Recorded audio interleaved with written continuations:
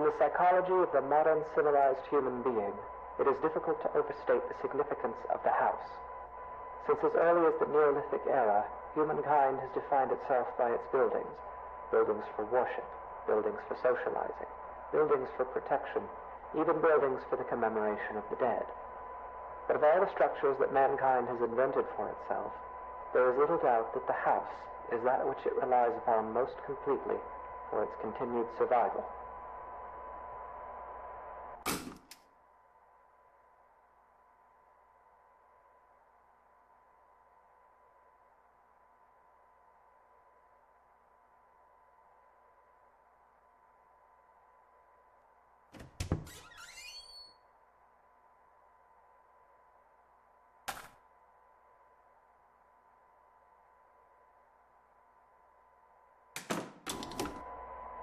The house is one of the key elements that separates modern humanity from its more primitive antecedents.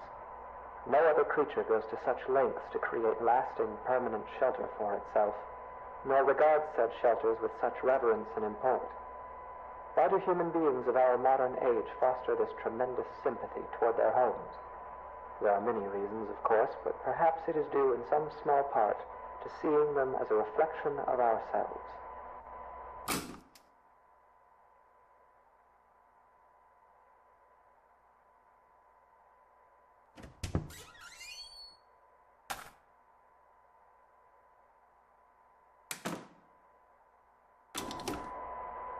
The anatomy of the house is such that this analogy is less superficial than at first it may seem.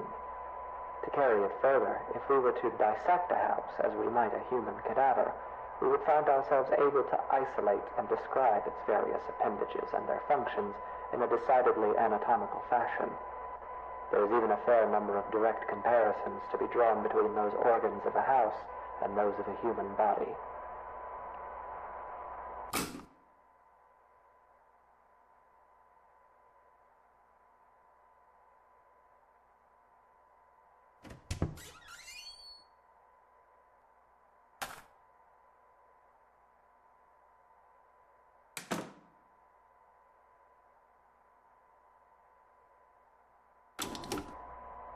For example, let us examine the living room. Often the dominant space of a house's ground level, as well as typically the center of activity in a well-populated home, the living room is very much the heart of the house. While a human heart circulates blood to oxygenate the body's extremities, the living room circulates people, activity, communication. It is the room most likely to be found beating, as active and vivacious as its name would imply. The comparison is only strengthened when we consider also that the living room is most commonly the room to contain the fireplace, making it additionally a locus of actual physical heat.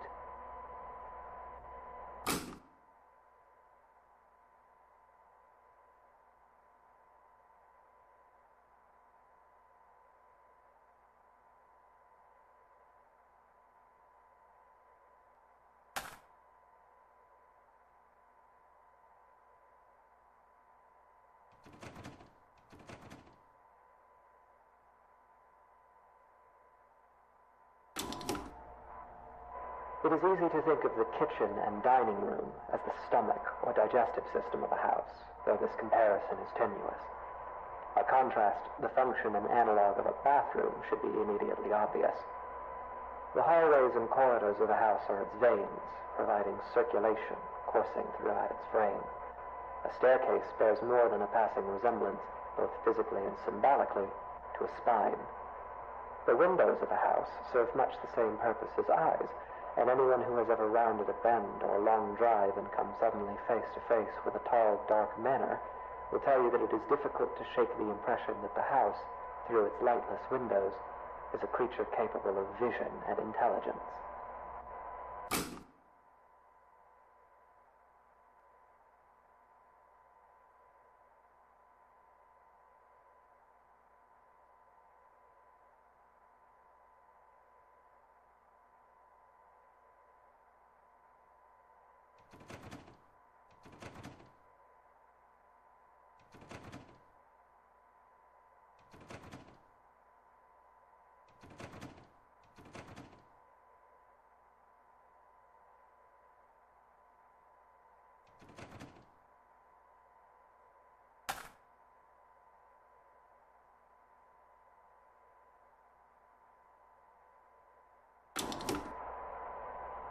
The bedroom is perhaps the room that most eludes direct comparison in this fashion.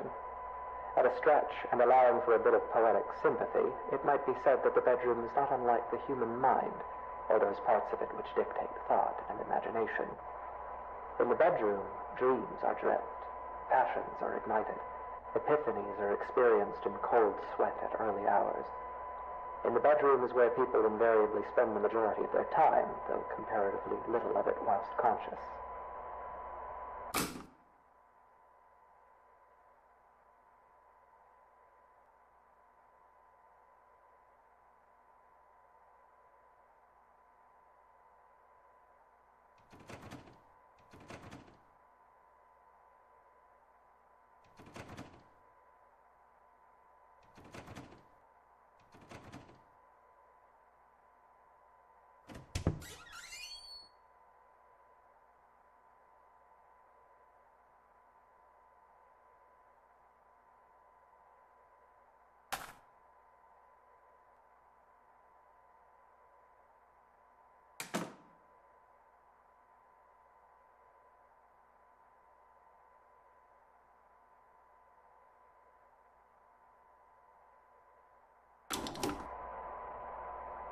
And yet this analogy is an incomplete one, for obviously the mind is an exceedingly complex thing.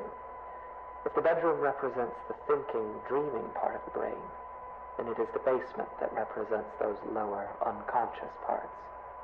The basement is dark. It is buried. It is a place full of cobwebs where memories are stored. A poignant comparison, truly.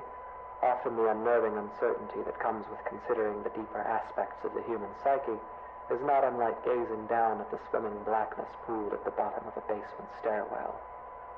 It is a place we spend our childhoods filling with monsters that will lay for years in patient silence. It is a place that, barring some specific errand, we seldom ever want to go.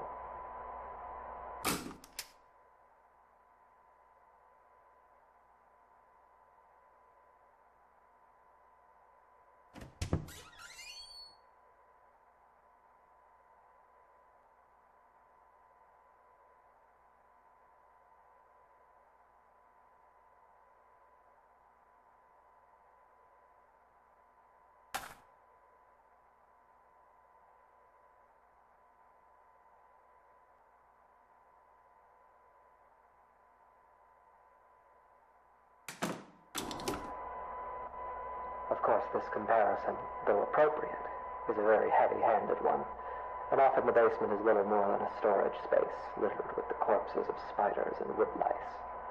While poets and psychoanalysts no doubt dread the thought of a dark basement, in truth, it is the bedroom, the waking mind, that place of dreams, that is actually the most frightening of all.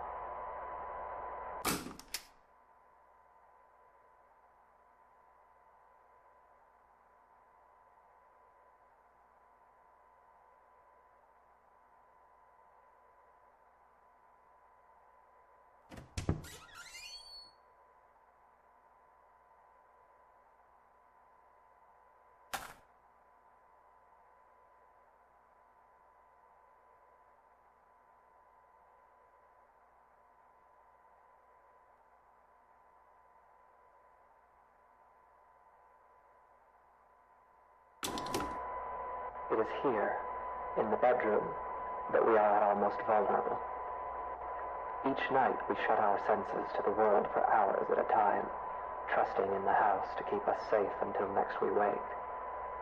In this state of extreme vulnerability, we will spend something like 20% of our lives. Anything might stand beside us, watch us, keep us company until dawn, and we would never perceive it. We can only pray that the house will not let such things carry on as we sleep. In this way, during these hours, the bedroom seems less like a mind and more like a mouth. For it is here that the house is most likely to betray us. It is here that we place ourselves most at the house's mercy and spend each night hoping that it will not bite down.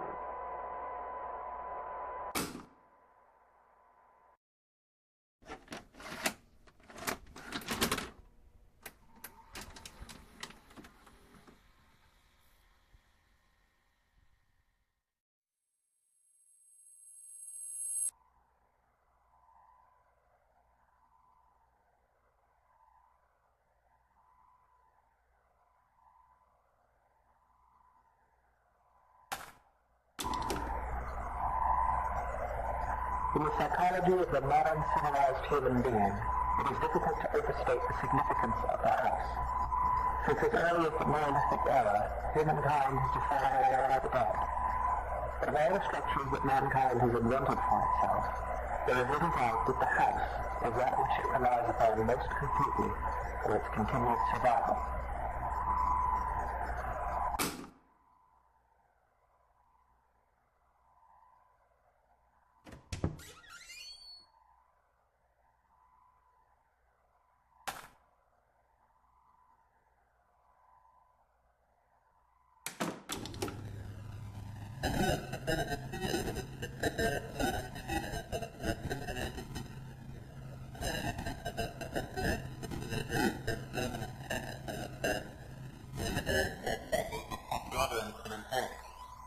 Why do human beings of our modern age foster this tremendous sympathy?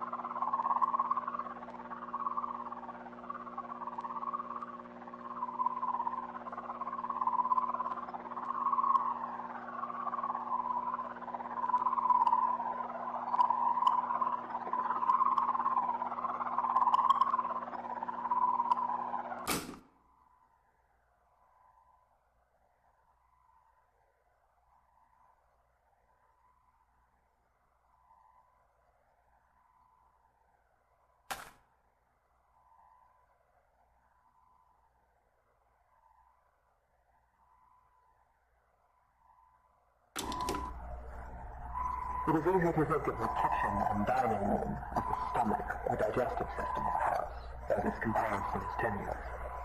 By contrast, the function and analog of a bathroom should be immediately obvious.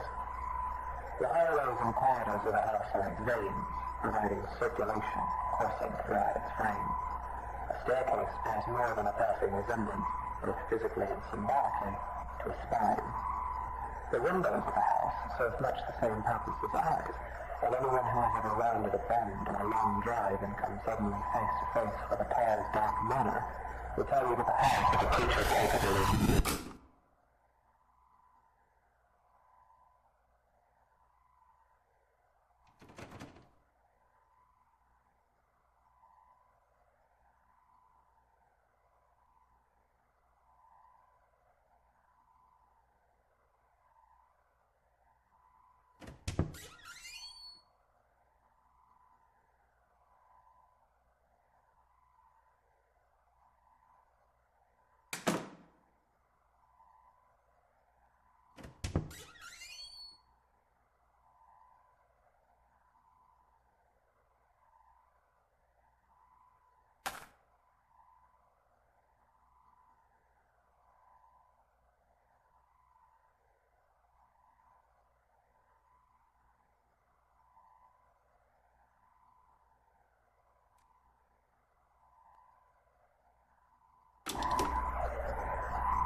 The bedroom is perhaps the room that most eludes direct comparison in this section. At a stretch, and allowing for a bit of poetic sympathy, it might be said that the bedroom is not unlike the human mind, or those parts of it which dictate thought and imagination. In the bedroom, I dream that there are teeth growing all over me, everywhere on me and in me, like cysts or bone spurs. They're loose, but I can't remove them because I have no hands.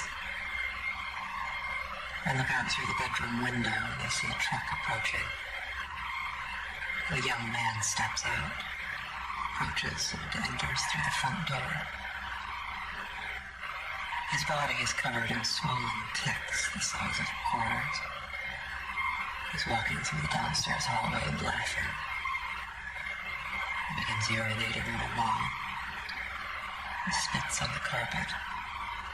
He's moving through the first floor, breaking and upsetting things. He goes to the basement and stands at the top of the stairs. I'm angry at him, so I slam the door and he falls down. I can feel his bones snapping. The ticks are bursting, oozing all black blood everywhere. I can feel him being ground up, dissolved and torn, splitting and shredding. I leave the door closed. I close my eyes and try to sleep. The teeth continue growing on me until there's nothing left of me but teeth and gums and sinew. The basement is dark.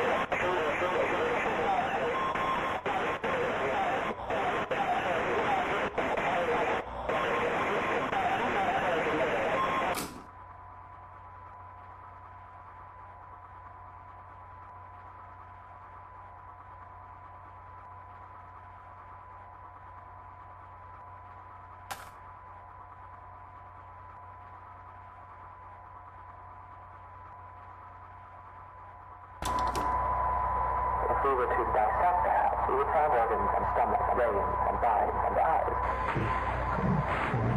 Dreams and memories and the mouth that will bite down.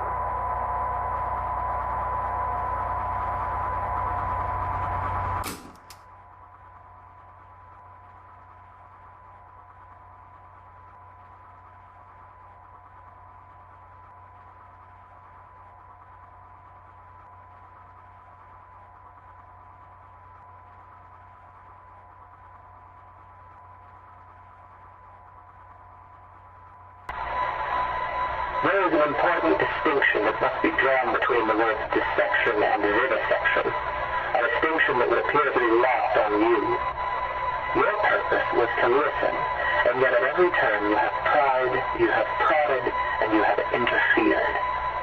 Have you not been paying attention? Did it not occur to you that as an organism existing within a greater organism, your intrusion would be felt? And still you harass. And now, like the wayward spider who witlessly settles upon a sweeper's tongue, you will be swallowed. Because the truth is this. When a house is both hungry and awake, every room becomes a mouth.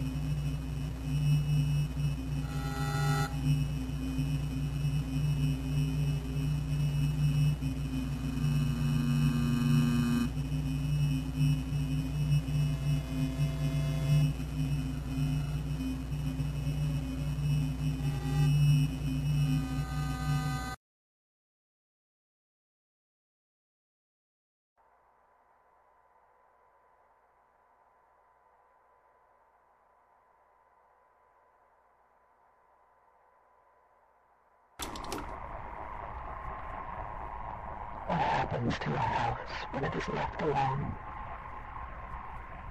When it becomes worn and aged?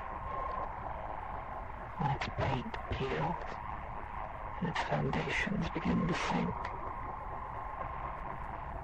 When it goes for too long unlived in? What does it think of? What does it dream? How does it regard those creatures who built it, brought it into existence only to abandon it when its usefulness no longer satisfies them? It may grow lonesome. It may stare for long hours into the darkness of its own empty halls and see shadows, and its heart may jump as it thinks, here is someone again, I'm not alone. And each time it is wrong, and the hurt starts over. It may haunt itself, inventing ghosts to walk its floors, making friends with its shadow puppets, laughing and whispering to itself at the end of some quiet cul-de-sac. It may grow angry. Its basement may fill with churning acid like an empty stomach, and its gorge may rise as it asks itself through clenched teeth, what did I do wrong? It may grow bitter. It may grow hungry. So hungry and so bitter that its scruples dissolve and its doors unlock themselves. While a house may hunger, it cannot starve. And so, in fever and anger and loneliness, it may simply lie in wait. Doors open. Shades drawn. Hallways empty. Hungry.